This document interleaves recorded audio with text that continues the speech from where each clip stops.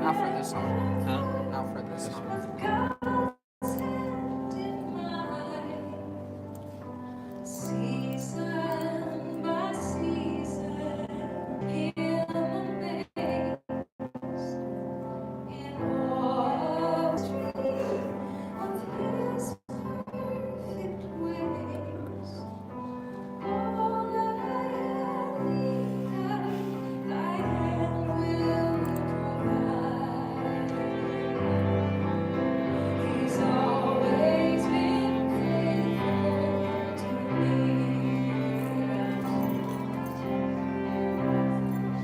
What's the name of this gospel? me. I can't remember a trial or a plague. I don't have this one. He did not recycle to bring me gain.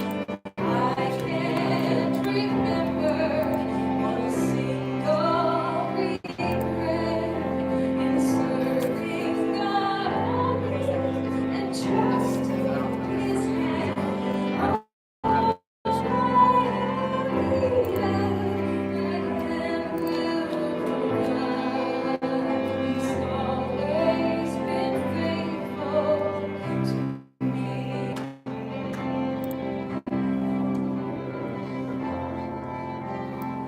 This is my anthem. This is my song. The theme of the story.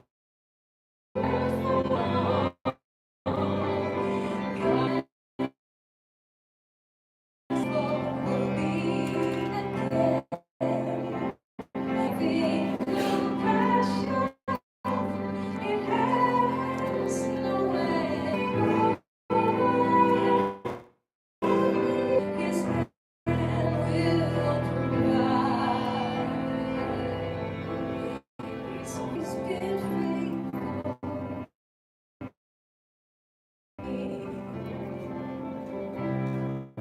He's always been faithful.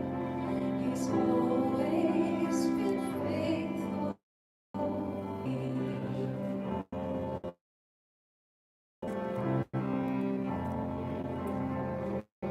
Praise thy faithfulness, O God, my Father. There is no shadow turning with thee.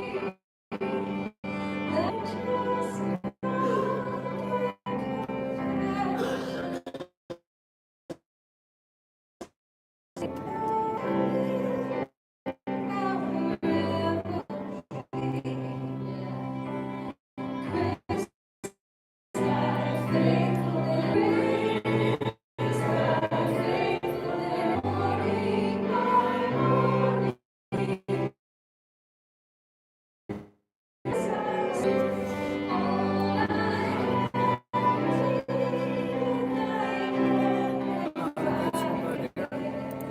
This one. Now the chorus.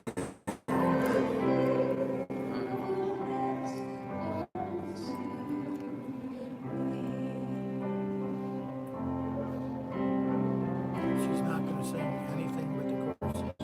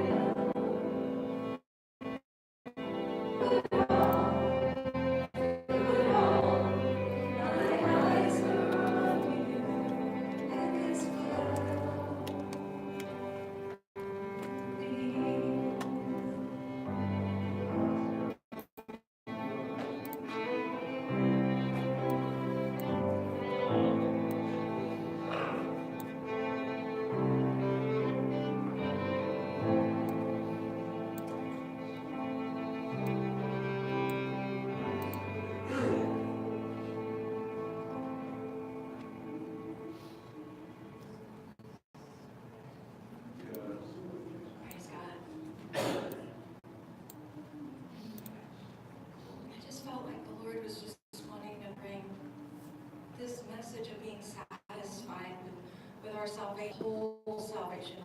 I mean, I'm not talking about just being saved, but that we are living life abundantly. And I just feel like we're just supposed to sing songs that brings out that thankfulness, that gratefulness for all of what He's done for us daily. The time that we had a utility bill that was due, and if we didn't have that money, we'd be turned off. But He comes through at the 11th hour. Praise God. That time that we almost had that car wreck in a semi.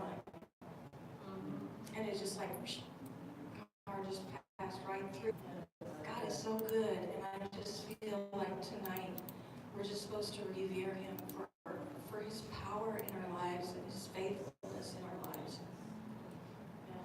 And I've chosen songs that are kind of that way, and a mix of old chorus. I just want to sing "Bless the Lord, O my soul," because I just feel like that one brings out the best praise for Him, and everyone's so familiar with it. So let's sing that 10,000 Reasons.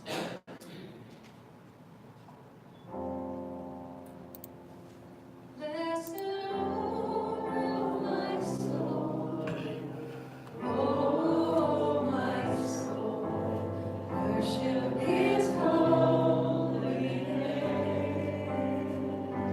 Sing like never before, oh my soul, worship His holy name.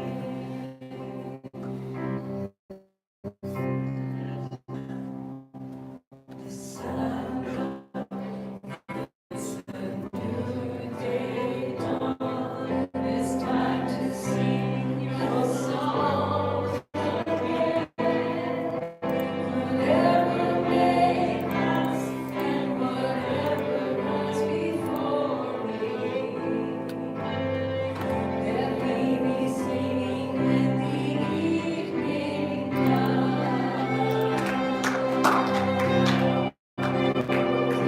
Oh, my soul, oh, my soul, worship His holy name. Sing like never before, oh, my soul, worship His holy name.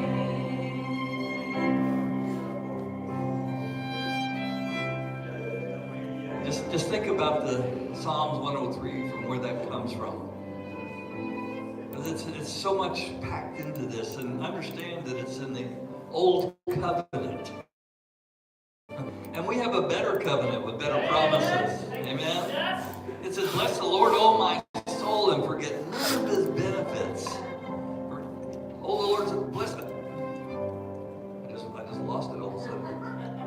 It said, bless my soul, and forget none of His benefits, who forgave all my iniquities.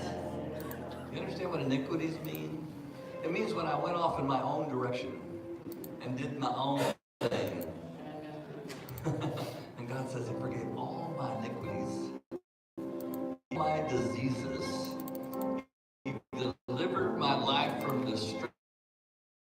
He crowns me in kindness and tender mercies, spices my mouth with good things, that my new as eagle. Their youth renewed. Wow, I think that's a benefit of an old covenant. And He cares about every aspect of our lives. Every aspect of our lives. He's so intimately involved in every detail that He counts the hair on our head. Isn't that amazing? What a God we serve. So just think about all those benefits. Serving this amazing Savior. You're rich in love, you're slow to anger, and your heart is kind. All your goodness I will keep on singing. 10,000 bring my heart to cry.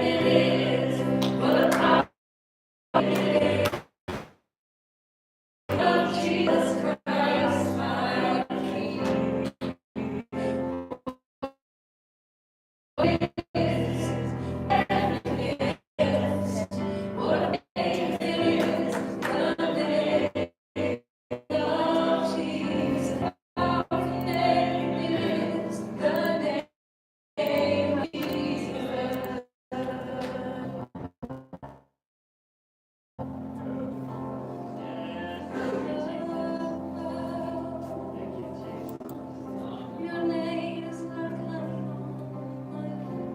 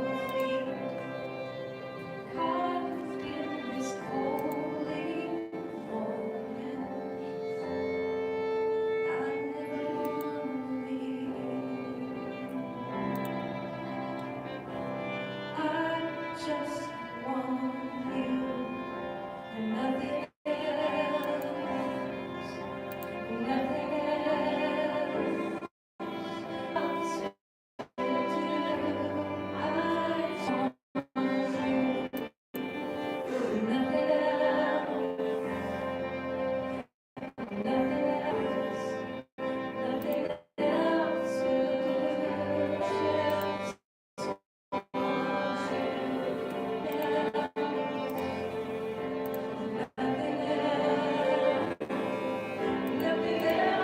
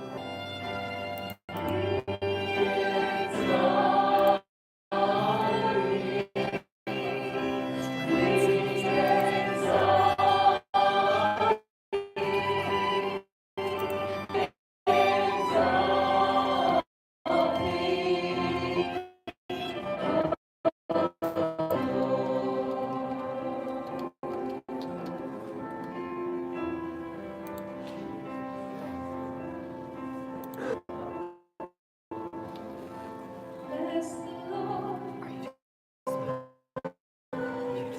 a link on Facebook. Use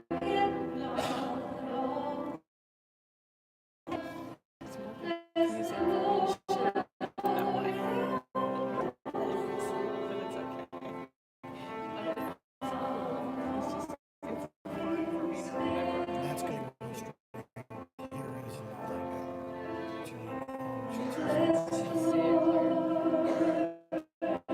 I just go on the well.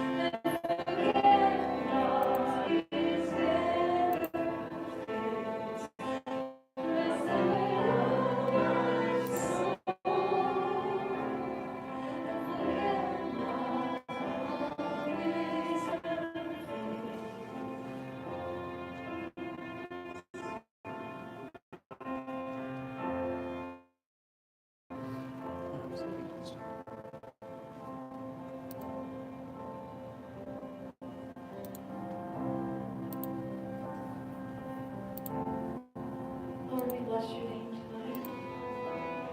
We bless you. We bless you. We bless you. You're so worthy to be praised. We just want to bless your name tonight, God.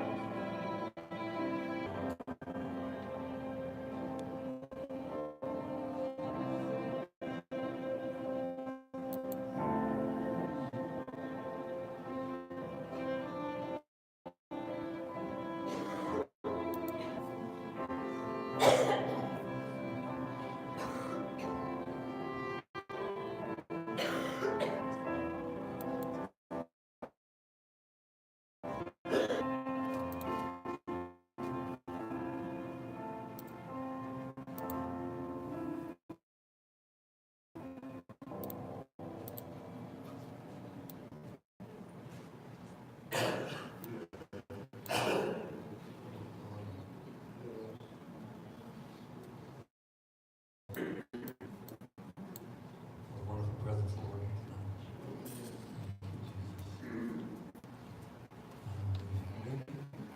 Stand up just a second. You. I asked if we had any.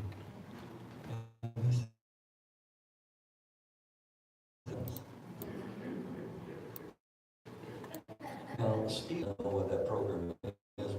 The other young ones in here probably don't know what that is. So we're kind of dating ourselves a little bit. But it's easy as a real, because, Grizzly Adams was a great big guy, and he was kind of burly looking. He had a real gentleness about him, and the animals around him. To see that in you, and I think people have underestimated your relationship with the Lord. But there's even a real gentleness that you carry into every situation. You have a way of dismantling chaos. Just who you are as students, releasing that gentleness into those students, and they're just kind of drawn to that. And it's a real, it's God sees. Anyway, amen. I got something. I should know your name, but I don't write it on the end. Again? Jack. Obviously, I've seen you several times. I haven't learned names coming up fair enough, but today, I just saw you surrounded with favor. There's an incredible on you at this moment. Shouldn't you be really bright decisions? And it's released favor in front of you. I really see it. Holy Spirit, favor like when you walked in.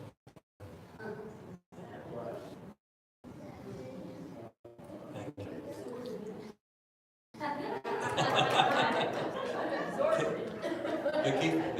rub up against her. Because I'm going to. Hallelujah. Steve, I had a word for you, and it was just kind of unfolding yesterday. And Lord, you'll use this kind of a me, and it's kind of funny because I know it's really unusual that I know it's him. But and kind of confirm this word. I was going to Lewis, going north on Glenstone, and to go over this bridge. And there's a sign over here that says, "We are down under." But the Lord, just really a bridge with Australia and America. And I don't think you understand the including. I think there's so much of what God is doing is kind of hidden from us in our understanding and our reading. But as a day, you're going to be unpacking some of that and understanding the depth of what's happening between the two nations and what's between the two. And also, he wanted me to tell you that you're not down, that you're above and not beneath, that you're the head and not the tail. Phrase to Australians, I think, is you don't like that phrase. I think that some of them probably don't like it. But also, he said it had to do with some circumstances. And he said these circumstances weren't little circumstances. Play on your last name. They're not little. If you're English, you say little. But they're not little circumstances. They're not your circumstance, but they are with somebody that's close to you. It says that when you get back to that questions that you've had about why these prayers haven't been answered, why the situation has. But he says when you get back, you're going to carry. And as you broke probably an area of healing, and all the particulars, but I just know that when you step back into Australia, new authority on you specific for that situation, things change. So you're not down under the head and not the tail. You are above and not beneath. And we love you. Thank you. Steve, you want to introduce him? I think that would be awesome. Common. This is our spiritual father. Yeah, actually, let me say it this way. Earl Record, easiest spiritual son I've ever had. Because he would initiate communication. It makes your heart, it's just so easy when somebody, the only thing is, Earl, you take your record.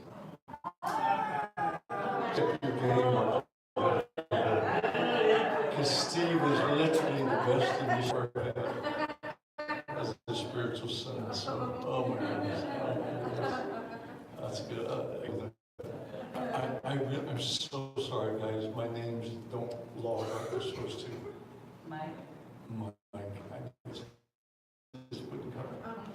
Oh. I said, spiritual father, my attention. And it really is that in this season, you out to be incredible. Your life where you still kind of look to Father, but it's just, God has really said you are. And I believe that there's going to be a real release of that word. More and more that will be drawn to hear the wisdom you have, the depth of that, just that love that's in you that bubbles out to others. But our spiritual dad died, and it's been about 10 years. You know, Sally and I just said, God, you know, is there somebody else we need to connect to? And he really clearly said, no, you're to connect now as a father. And I just sense that's a season for your life right now. That it doesn't mean you don't have relationships that are broken, but it means that you become that way. I just bless you. I love Father.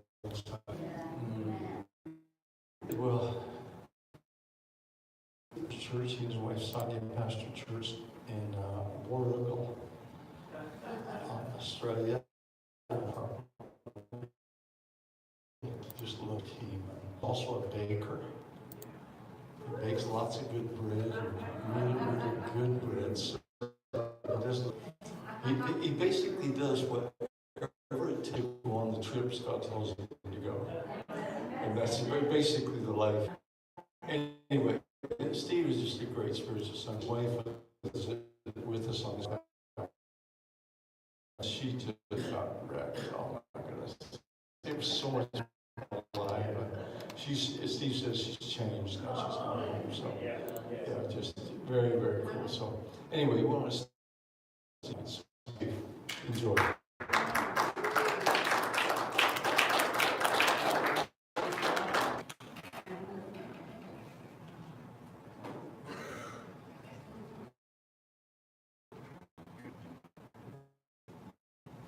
Start off with just some stuff I've noticed is I'm just going to encourage you guys with prophetic words when we receive them. The word. What do I do with it? At that moment a lot. And I just encourage you a couple of things is, especially for some of the guys who spoke words over, if you can write stuff down from that you remember, get a copy of it, is one of the most powerful things. My wife, she's so awesome and the funniest person ever. So she'll go out for a walk, and we've got near where we live, we have this it's called the Linear Trail, and it's a bush track that's in a regional town. And so she goes walking out, and she's got her headphones on, and I'm thinking she's really worship music, he says, which she is, but in a different way. All those prophetic words. And one of the things that I've seen shift in her world is actually that she takes them on to them and lets the Father keep speaking through them to her. So I kind of see it like this is, so you've got to understand that the premise of this is, just want to encourage you, Scripture is a prophetic word. It was spoken back then for a time. I'm amazed at how we can read this now, years and years and years, thousands of years later, and it is so saying that when you receive powerful, but then if you listen to it 12 months later or go back over, it is for them. So to paint the picture with this, we didn't say his church at that time because they were somewhere else. He called Nancy in her lounge room with another couple, Jeff and Linda, Dan and Gina, and some of these people we'd never met, just through an email randomly connecting. And all of a sudden they start sharing these prophetic words. And for us, it's like, we understood that, but there's an aspect we didn't understand. They said, get your phone out and record it. So we did that. Yeah, that's what you do. It's like, Mama Gina. And we just record these, listen to them. And at that time, they were awesome.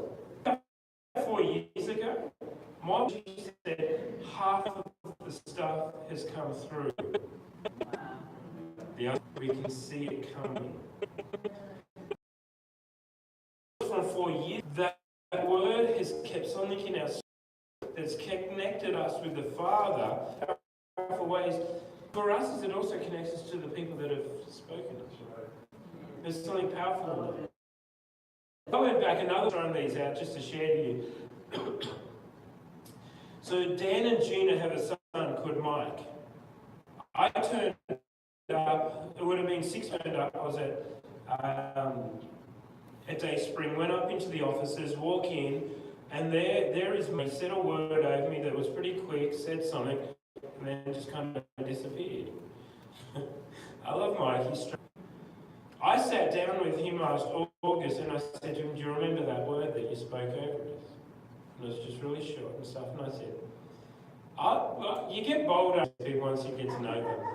And you've got to be. So I then went up to him and I said, okay, Mike, you said that word. That's God's done some crazy stuff with that. What else do you see? And then, I love it, Mike. We call you like, you kind of get nervous but excited. Mike just looks down and then he says, okay, this is it. And I said, wait, got to get the phone out. Get the phone out. So you get the phone out. But it was so spot on that part of what Earl said is exactly as 3 other people, 3 or 4 months have said the same thing. Wow. Man, that is so bad. So this thing is, I love, we call it just back home full of, there's 2 things. See, one end, it's like having books on the shelf. If you don't have a bookend, they fall over. And so if I don't have these 2 things in my world, I do fall over. Testimony is done. That looking back at the past. So you look back at the past to see what he's done that propels you forward, and that's the testimony. And so you've got to get them as well. And so I started to try to get a book to write them in when I remember I've got a mate that's pushing me, write your stories down, write them down. So how do you do that? I'll just a little practical tip with this one is anything that happens in motion, write it down. It's a testimony. If God is showing you something and there's a feeling or emotion, that's a story. There's something in that. And you need that stuff. And so there's that end of it. But then you turn the other end and you look on the shelf and there's prophecy. And so you need test of prophecy. And this is what I've also noticed then is what happens is prophecy ends up being testimony. And then it comes again, it's like this cycle. And so I can look back at prophetic words of stuff, and then I go, now that's a testimony because stuff's happening and stuff's shifting. And so that's kind of like, so when you get these words, you've got to keep them close. So like my wife, if they are on your phone, don't just put it on your phone. Put it somewhere else, because what happens if it gets wiped? You need it everywhere. We're starting to write them on the wall in my room. It's looking crazy, a lot of papers on the wall. All these testimony words, and so we get it, so we see it, we highlight the key bits, we get it in front of us, because that is the heart of the Father over you.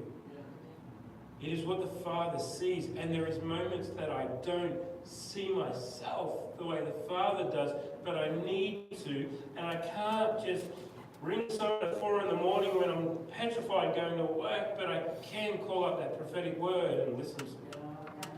I can put it on at my workplace. It's crazy. Say those words at my workplace when nobody's there, and just listen to the voice of the Father in some of the darkest places, and it will bring light into your work. And so I just encourage you, get that stuff in front of you. It's not... These guys don't say these words just to encourage you. They say these words speaking. It's what the Father is speaking because He loves you. I love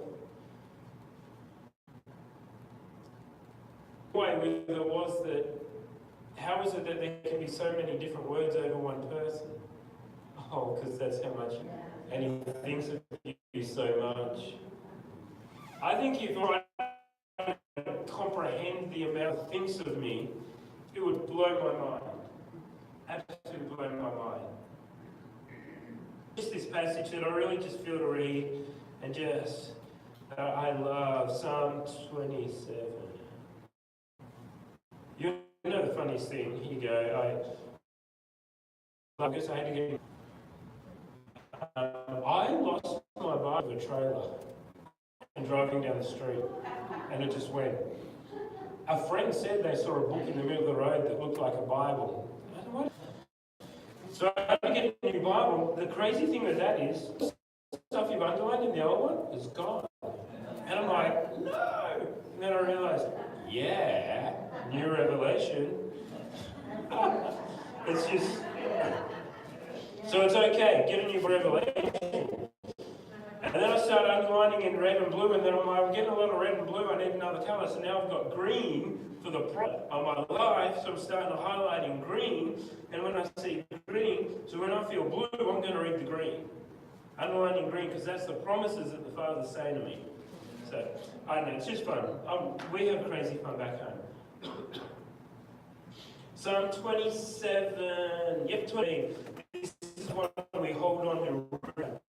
So just to paint a little picture is, the town I come from is a little bigger than this town. And so country towns, a lot of regional areas. There is so much passion, there's so much connection, there's relationship in them. So go for it, guys. Take. Because this thing is, just because people think, oh, small little country, oh, West is a cool testimony. We're seeing more movement of the Spirit in regional areas in Australia than we are in the city. Usually always first. But we're seeing more unity in churches in regional areas than in the city. And it's starting to go from the regional into the cities. There's more people that go from regional and in the city. When we do big stadium events and stuff, it is, and it's blowing people's minds because it doesn't normally happen that way. Usually the city gets it and then it goes out. But the country areas are getting unity, move of God, across churches, supernatural power, things happening. We saw someone raised from the dead in the back of an ambulance in our town. That's like never been heard of. It's something that encounters Jesus while he was out, comes back and starts telling people about Jesus. That's so cool. That's in country towns. Come on, guys, that can happen too. It can happen. So Psalm 27, verse 13, I stand by, I would have lost heart unless I had believed, seeing the goodness of the Lord in the land. So I believe that I'm going to see it. Because this is the land of the living, and we will see the goodness of the Lord. Oh, you're a champion. Of the Lord. See it. And so we hold by that. As soon as stuff gets hard, when you have people that are ill or something happens that seems the opposite, you go, no. We will. So then I go, I will see it in my town. I will see it in my family. And so I love that. It's just something I want to throw in charge to you guys. Is hold on to that. It's underlined blue.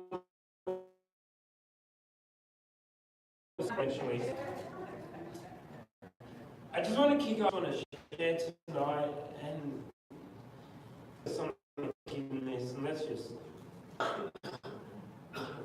see where God goes. Dogs. They're cool. And so I'm just going to tell you a little thing about what happened. So I work, as Steve said, I work in a bakery every now and then. I do some shifts. But I used to time in the bakery. And so I'd come home from work and midnight, 1 in the morning, come home and I'm asleep, my wife's at work, I'm asleep, and it's, you know when you hear a noise that's not normal and you wake up? I don't know how it happens, but you're asleep and you can wake up because you go, that's not meant to happen at this time of day. And so I heard a little bit of a noise, it's nothing I suppose, the noise happens. People are going to be doing stuff. So I'm going to doze off a little bit more. And then the noise that triggered, it absolutely triggered me, was our house is situated, so we've got a garage door at the front that rolls up, door on the side, and then at the back of the garage, there's a garage door that opens up too, so you can get a car all the way through. The one way you can open that door for the back of the garage is either from the back of the house or inside the garage. So I'm in bed and I hear this noise and it's distinct. You know it, you probably had it, you hear a noise and you know, I know what that is. That's that door in there. And so I hear the noise of that back garage door opening. And all of a sudden I'm like, that's not meant to be happening. And so me and my curious, this kind of curious but protective and kind of like being the man of the house kind of feel. I jump up, and it's funny, as soon as you jump up, you don't care that you're only wearing your boxers. It's just not a thought. You're the man. You're getting out there to protect your house. So I jump up. I go out to the door we've got, the garage door is here, and there's a sliding glass door here. So I go to the glass door. All of a sudden, with a big wrench, about to smash the glass door. And I went, that's not good. What made it worse?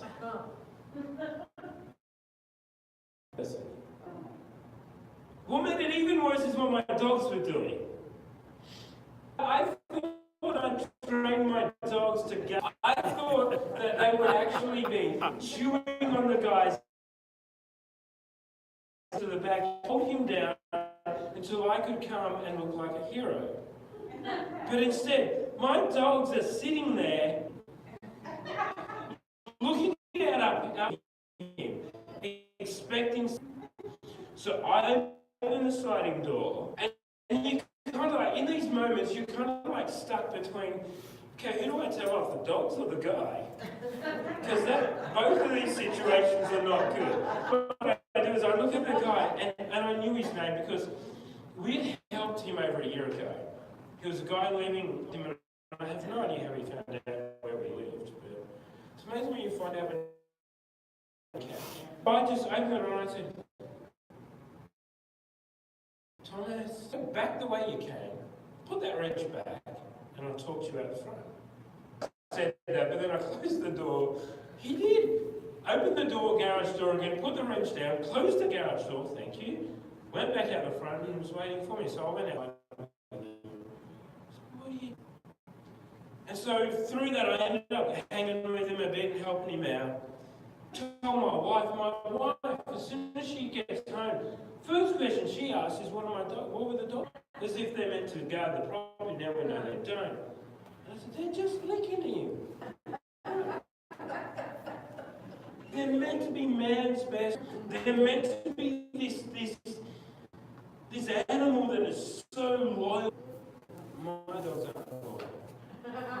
I chop wood in my backyard. I love our fireplace, so I chop the wood.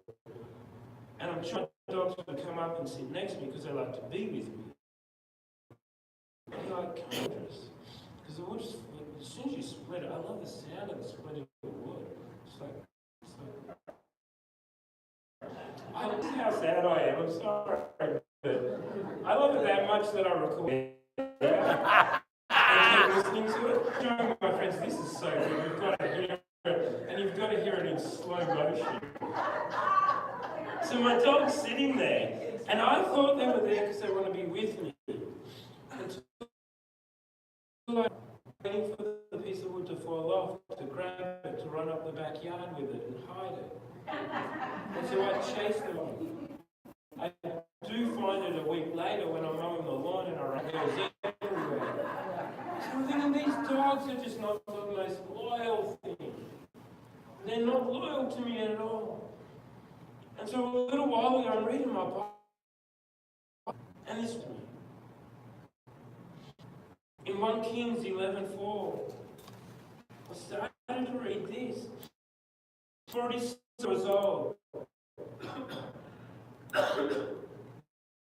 And his heart was not loyal to the Lord his God, as was the heart of his father David. And the bit that says, and his heart not loyal, as was the heart of David.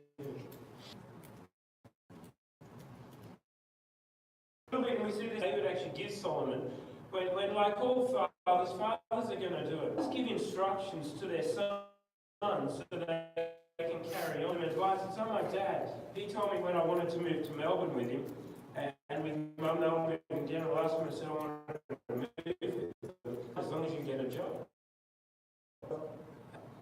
You can come if you get a job. So I did. I went. And fathers do that. So we get a point here in. We jump into 1 Chronicles 28:9. Thanks. we see where David is actually giving his son Solomon an instruction. And it says, as for you, my son Solomon, oh, just even this, like, I love some of the small words you get out of it. As for you, my son Solomon, the God of your father, and serve him with an willing mind. For the Lord understands all the intents and thoughts. Seek him, he will be found by you. But if you forsake him, he will cast you off forever. So the word that stood out to me is this word loyal. Like, when you read the Bible and a word stands out, don't breeze over it.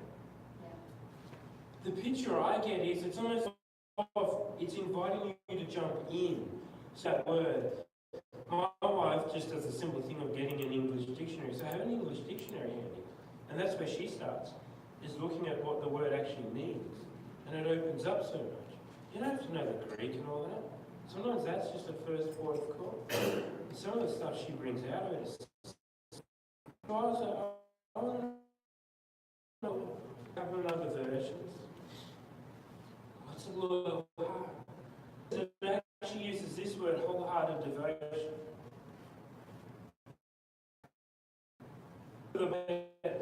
Solomon didn't have wholehearted devotion to the Father or to God. So I'm like, well, what is it that the Father sees about having a loyal heart? Why is it that this has jumped off? Why is it that I look at my dogs and they're not loyal? So I'm trying to understand, I know what that is. But what is about it? It's just three things I want to throw out tonight. I'm just going to do a journey through and see what God does with it. Loyal heart is this. The first one, devotion. A loyal heart is to be devoted to the Lord. It's almost like being set apart. God sets us apart. But am I setting my heart for Him?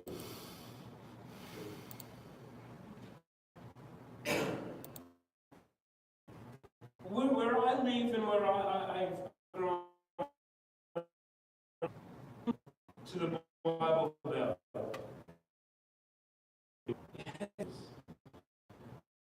I grew up in a background of growing up in a very, very conservative church, encountered the Holy Spirit, totally wrecked me. But am I actually setting myself apart for the Father? Because I grew up in a Christian home. Just doing what I've always done. Just been told or learned as a form of the Christian faith. Am I being... Am I doing this going on my heart? He's pushing me to connect with Him about. Two different of the with connection. So my wife loves nature. Couldn't find her last week on the bench. And it says, I'm out. I'll be back at... And then eventually I saw a chair. Our backyard goes back a fair bit. I saw a chair in the backyard in this little area. She was out looking at birds and the Father was speaking to her. I do that and I go nuts. I go into my room and put music on. What is it that I'm setting myself apart for the Father? What is it that the Father's spoken to me about? What is it He's put in me to connect with Him? You can get inspiration from people. Is it that He's how you connect with Him? So it's the same as the way I connect with my earthly father, my sister does. I had a stopover in Houston, so I rang my dad, and he's just worked out how to use WhatsApp. So I've hooked him up on that because he likes to hear from me if I go away. And so which is cool, so I rang him, he was wrapped, Mum was wrapped there watching. It's funny, I get to see the top half of their head and then the roof of the house. They've got to learn to put it down a little bit. We'll get there. I love them. But how I connect, my sister doesn't even do anything like that. For her, it's totally different. It's the way she's wired to connect. For me, the way I connect is different. But it's about setting myself apart. So let's say with my earthly father, I have to set myself apart. I have to pull away and be devoted towards him. I've actually had to make decisions to shift my thinking, my opinion, even of what I think he should be to me, and actually love him and just go, I'm setting myself apart for my earthly father. It's the same with my Father in heaven. I need to set myself apart for him and him only. I am blessed. That pushes me into that. Her goal is to push me closer to the Father, because she understands the closer I am with the Father, the closer I am with her. And she also understands that my love will be 100% for the Father. But I love her completely too. But it is the Father. And there is nothing more releasing, even as a husband, when I hear my wife praying in tongues around the house, even to the point where it annoys me. And I'm like, I'm trying to read, and then you're like, no, it's actually awesome. And so you release it. You go for it, girl, go for it. I'm just like, just go for it, keep doing it. I need that. If it's annoying, it's because I got a problem with the Father, not with you. The next thing is this, is a loyal heart. A loyal heart in covenant with someone. A loyal heart is to be in friendship.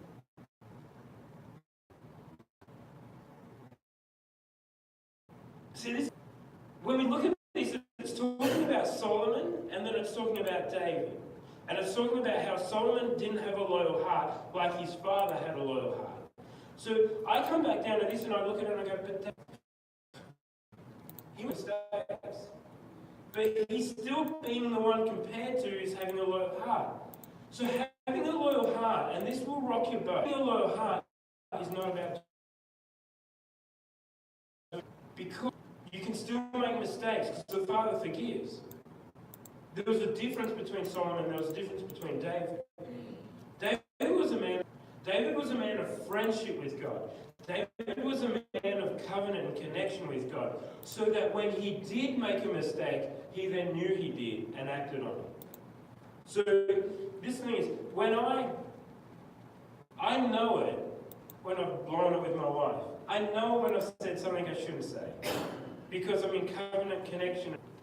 And the closer I get with her, the quicker it is that I know it. I sometimes just have to walk in and have a start to speak, and then I'm like, wait a moment, I'll go to, then I'll go to. Because of that covenant relationship, it's because of that connection I have with her that I understand that there's times that I may not get it right.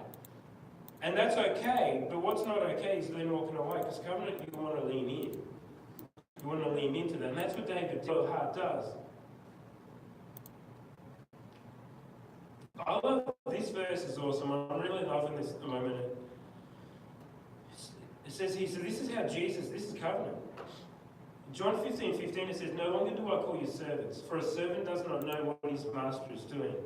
But I have called you friends, that covenant connection relationship. For all things that I heard from my Father, I have made known to you. See, this is the crazy thing is, covenant relationship, Father, Heavenly Father will tell me that He doesn't tell anyone else. It's the same because of that covenant connection relationship. And so that's what it is to be to be wholly devoted. That's what it is to be loyal, is of heaven.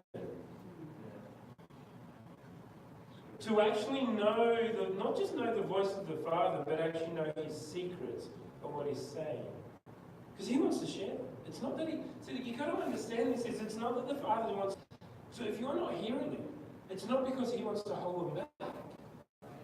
Because He actually wants to speak them to you. He wants you to know. This clearly says that Jesus says that I want to tell you what my Father's telling me. We've had a view and more view sometimes that this stuff you just can't tell. The difference between my growing up and my wife's is different. When we went to buy our first house, my wife didn't understand some of the process. I'm like, oh, really? Didn't your parents take you with you when they bought the house? And she said, no. I'm like, oh, my parents did. My parents were crazy. My parents owned a business. They had a bakery. At 4 o'clock in the afternoon, Dad had it was heavy, filled with cash, thousands of dollars to the bank to bank it.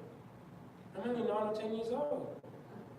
There's not much I can spend on that. Lolly, you can get all the lollies, but anyway, it's a lot of lollies. But Dad showed me how to do it. I'm sitting years ago, I'm sitting in a bank, going in the bank, and this young girl taps me on the shoulder and says, can you help me deposit a check? I'm like, sure, no worries. No one had ever shown me. My dad showed me the secrets of what he knew about relationship and connection. And it's the same thing as the Father wants to show you his secrets. It's not that he's holding it back. My question sometimes is full on, but are we actually in front of him? Are we actually coming with that heart of wanting to? Because I never used to. I was scared. So when we talk about prophecy, I grew up in the church. You come to the front and you get a prophetic word. Everything you've done bad is going to be put out in front of everybody. So you didn't turn up. So when they you don't turn up. Because you know what you've been doing during the week. And you think he does too. I realise God is a God of love, and that's not how God works. The devil gave that idea to me, that fear. And so the Father wants to share it, but if you don't connect with him, you can't hear. Third one is this. A loyal heart is a heart without distraction from anything else but the Father. Distraction. Distractions shift you from being loyal to the Father. So my wife says to me, can you go down the street, get some tomato and lettuce? Some people coming over, we're going to have tacos. It's great, love them, it's cool. Get the tomato and lettuce. So I go down the street, and I go down to the supermarket. It's pretty easy to do. She even writes me a list down. Walk in, and my mind's then going, tacos, yeah, Mexican, oh, that's great. And I start thinking nachos. I buy the corn chips, I buy the sour cream, I get the guacamole, get the cheese, I get my favorite at the moment, salsa. Love it. Because it's in between mild and hot, and it's just okay, everybody can handle it. And so I get that, I put it in the thing, and the section, walk in, and there's that ice cream. You've seen the ad on TV. It's almost like it's talking to you. So you go and open the door, you grab it out, put it in the car, and you think you're the man, because you're going to provide for your family. Get home, put it on the table for your wife, she goes, where's the tomato and lettuce? You go, oh, I forgot. And another one that happens, and this is real, this does happen to me. I get up in the morning,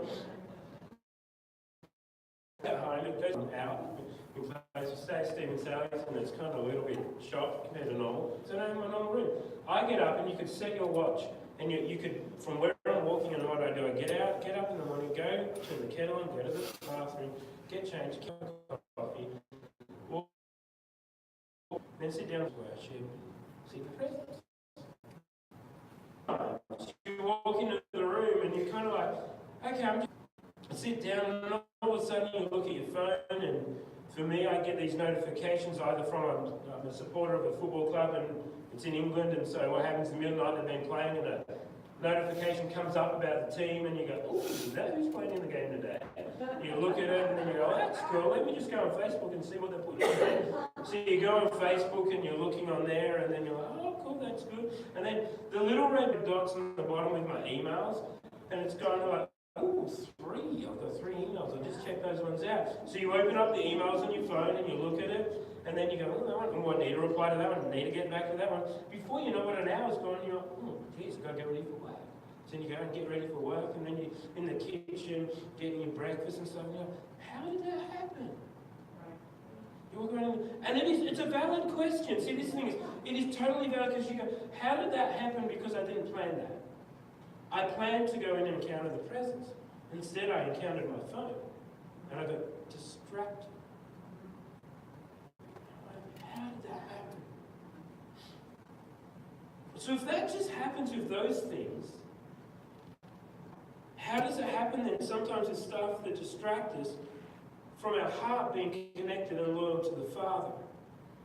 So I went through a period where we were in a church years ago in Melbourne, and it was a tough.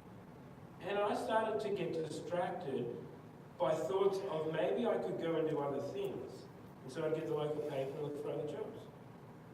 I even came up with the idea of I could keep it spiritual and maybe join the Navy and be a chaplain. But that's not what God called me for. But I was getting distracted by stuff. And then a week or two later, I'm like, why do I waste hours looking for this stuff and doing it?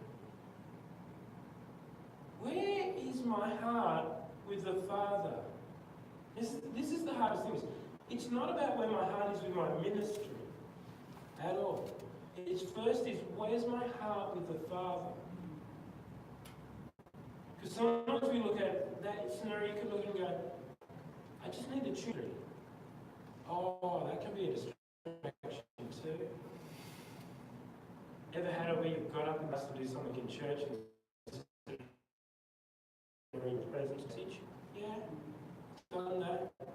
Still get distracted now by it. It's actually about my Father.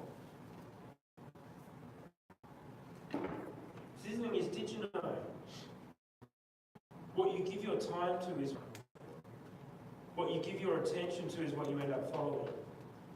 And what you follow is what you end up being loyal to.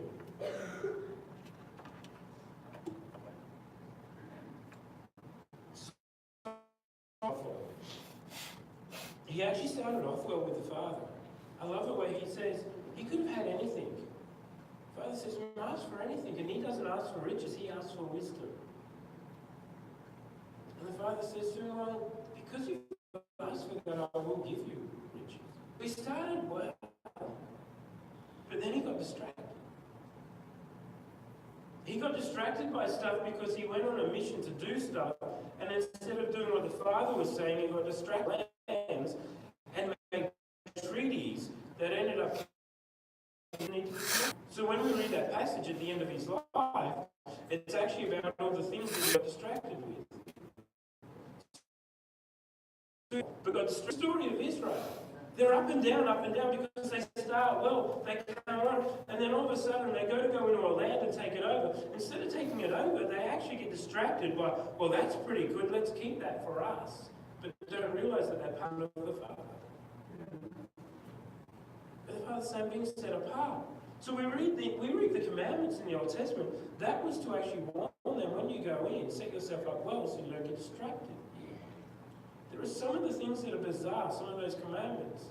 They would understand what they're going into. So they would stay focused on the Father, but instead, at times they didn't. They got focused on the land. And this thing is, be very careful. They were not focused on the promise, not the promiser. Because sometimes we say, promise, the business, even the children, even the job or whatever it is, the education or even our gift. It's actually first is the from there. But this is the question. Here's the question. What do you do then if you've been distracted? What do you do? What do you do if something shifted your heart from the Father? Even if it's just, go get this, even if it's just off 1 degree, it's still off. Best news is this. I've learned it's so powerful. You can recalibrate. It is so powerful. You can actually recalibrate. So this is cool. So what is it that bridges the gap? What is it that brings you back to that 1 degree when you've been distracted? shifted that flow, you've shifted and you realise, oh, I'm just distracted. But I don't think we talk a lot. And I think it's because I always used to think, I understood repentance as in Jesus died from my sins. I understand. And I thought repentance is that moment of where I accept Jesus as my Saviour. But actually what I realised is I went. That's when I go off 1 degree and I need to come back. And repentance is learning. That word repentance is that there's another part of that which has realisation. So when David is a big mistake, we'll go with one of his smaller ones. Well, they're all. He's in the cave. He's been. He's man. You can kill him. And so I don't know if he thinks, well, I could do that or what. So he's there. No, I'm not going to touch him. But what I want is just straight away when he did the thing that really blows my mind about David, and this is why instead of then leaving it and pulling back, he actually pursued him to confess. It doesn't make sense in our natural mind. The person that was trying to kill him to confess when he got distracted or shifted off what he was meant to be doing. That is repentance, because the repentance there, that motion, that what I have done is not of the Father. I need to now repent. I need to shift. And I love that. So I'm sitting in, years ago, our senior pastor in Melbourne, sitting in his office, and I said something. If I had my time again, I probably would never have said that, but I said something. And he lovingly looked around at me and he just said, Steve, that's so negative. You need to deal with that. And then he pulled something out of me big time and he said, that's also in your... You need to deal with that. And right there, that realization that what I had said and what I had done doesn't line up with the Father and His kingdom. I got on my knees straight away and I said, let's do this now. I'm so sorry. And I just wept and wept and wept. Sorry. It's not sorry as in, it was something in me, a realization that something in me didn't match the way the Father had made me. And I wanted that to go. And so that shifted. And so I went home and shared it to my wife and I said, we need to pray and break this in my family. And so we did, and we prayed, and this is the crazy thing. I look back now, and that moment was so defining that then from that moment I learned how to be positive, how to speak different. And so we get stuff happen and I just see it totally different now. People don't believe that I was negative, that I was like I was. But it came from someone being real with me, a bit like where Nathan the prophet is with David. He just shares a story. And it hits David so much that the realization was that was him and that he needs to deal with it. And he does, he gets down and he mourns. I think what we've sometimes missed is that moment of where we have been distracted, where we've shifted off course a little bit. And instead what we try to do is we yes, run towards the Father, but when He's revealing stuff, listen to it. Because it's a to you.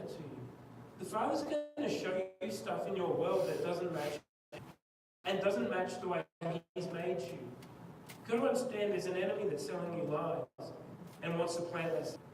But the Father wants to remove it, and the first step is in that repentance, is realization. And then the next step is His turning. You've got to make some decisions. Sometimes you've got to shift stuff, do stuff different. So for me, what I did is, and it's just a practical thing, and it was hard, but it was fun. I noticed that I'd be negative about situations and people and things. Change that. How So when I watch TV, I was thinking, this is crazy. My way, now it's just natural that I just do it. Someone cuts in front of me, I'm like, they're an awesome person. I hope they get there. Just little things. Even to the point where I sat with some people, I was watching this program and it had people who were in prison. And I thought, why can't I speak prophetic words over them? Why can't I see the goal? And so I just want to take a moment. I just really feel to take a moment just before we wrap up. I want to have a moment of just some silence. For us just to ask the Father. There may be something when I was just sharing triggered in you. There's a moment where you have been distracted or something's happened. There's no shame in it. See, this thing is, there's no shame in that. Because the Father loves you, that's why He brings stuff up. But He wants you to jump over it. And so we're going to just take a moment and say, okay, we're just going to have some silence and just think. Ask the Father, Father, can you reveal to me if there is something that I need to come to you with repentance? Is there something I need to lay before you? So we're just going to do that now. Just in silence. If you want to close your eyes, go for it.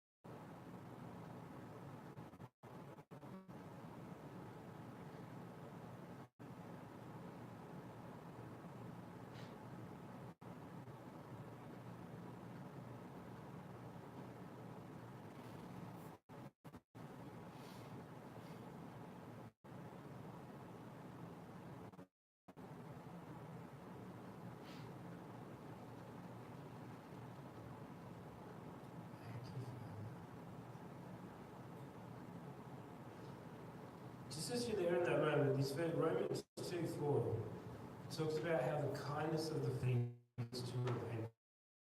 It's good when that stuff comes up.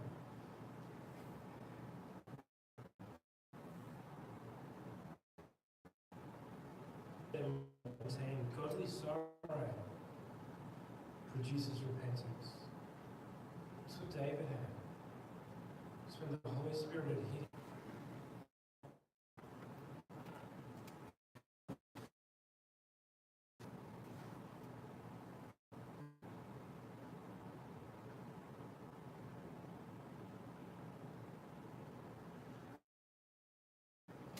That realization is when you're in connection with the Father, He reveals that stuff to you. You might be dead, you might be bad, and the Holy Spirit reveals something to you. He's doing it. I have a mate in Atlanta, and he was with his wife. They're at the shop. The Spirit just convicted him.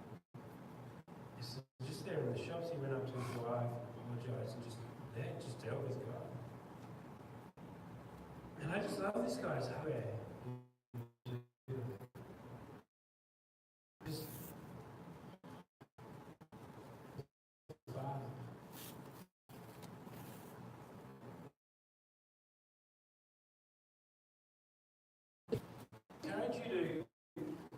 Slow down a little bit.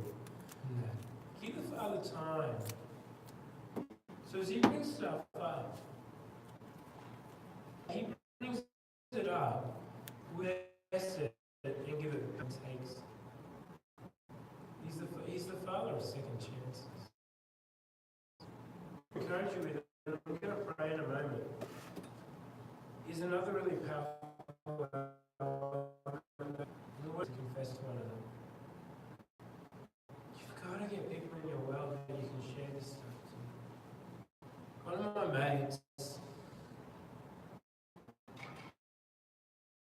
last year I brought stuff with him. And to be honest with you, I thought he wouldn't like me. I thought he wouldn't want to hang with me if you really knew who I was. And I'm sitting in a chair opposite him and just share. And this is my world. This is what it was like for me when I was younger. And he just turned to me and it was simple. I'm so sorry. And then he just said, I just love you. He kept saying, I love you. My thought going in was, you're not going to love me. But then confession, it says that. And I realized that he loved me so much. So much so that he's like, that's not you. It's not what I see in you. I love you. I love you. So I was doing a video call with him a couple of months ago. And again, I love you.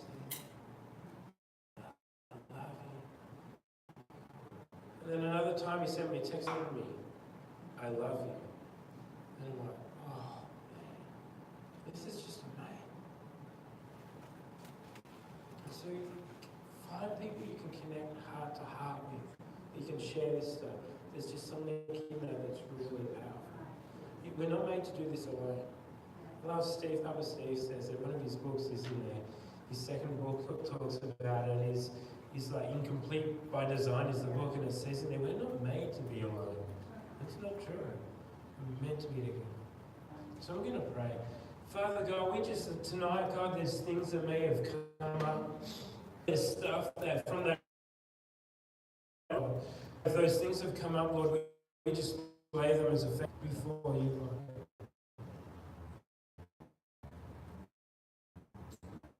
We just lay them right down in front of you, Father. And we give it to you, Father God. And Lord, those things that may be distracting us or shifting us, Father God, we just give it back to you. And Lord, we want to have a love heart. We want to be fully devoted to you. We want to be set apart for you. And maybe, Father God, connect with you in a new way, a fresh way, Father God. The past is gone. It is taken.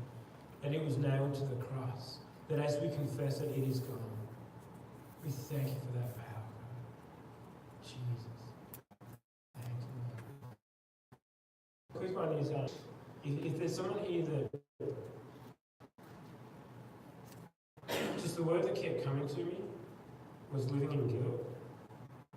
You don't need to.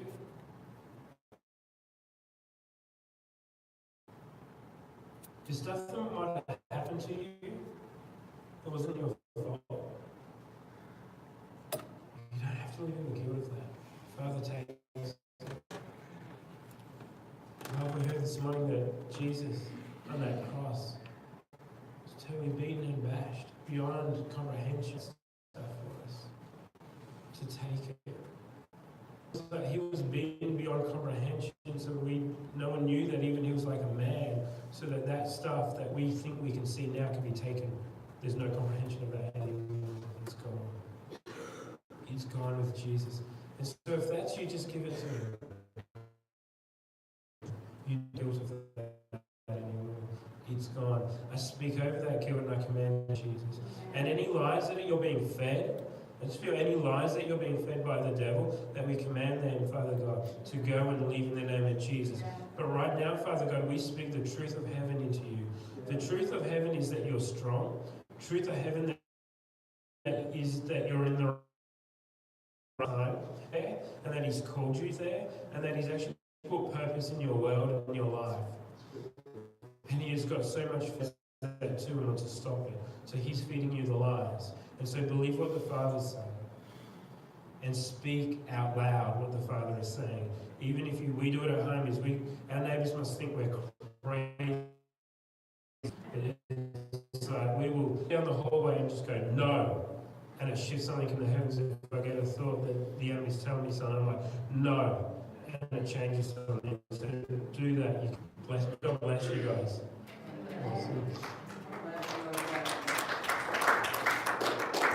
Thanks, Steve. Cool. Ah.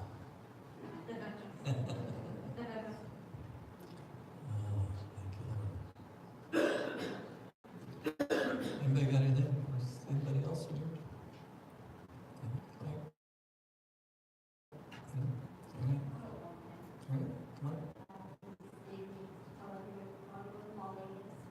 Come on. Candy.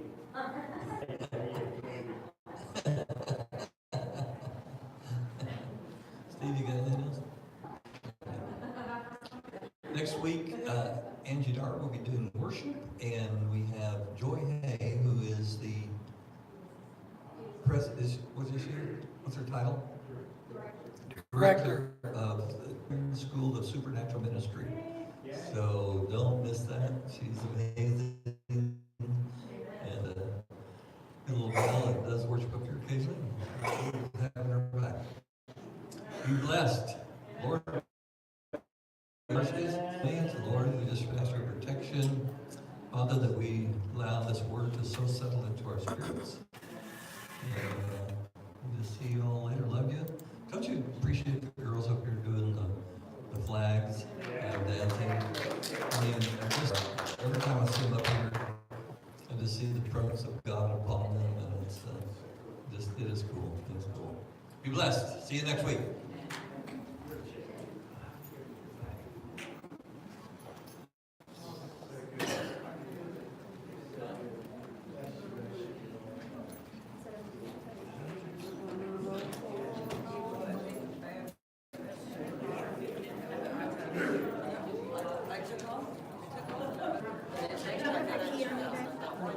Let me have it real quick, because I'm gonna go start our cars, so warm it up while you get my stuff, okay?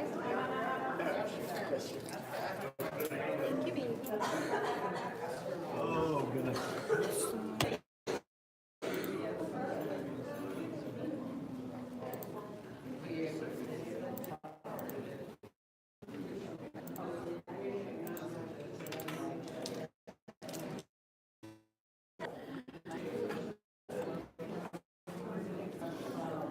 Here, since you want to bounce around.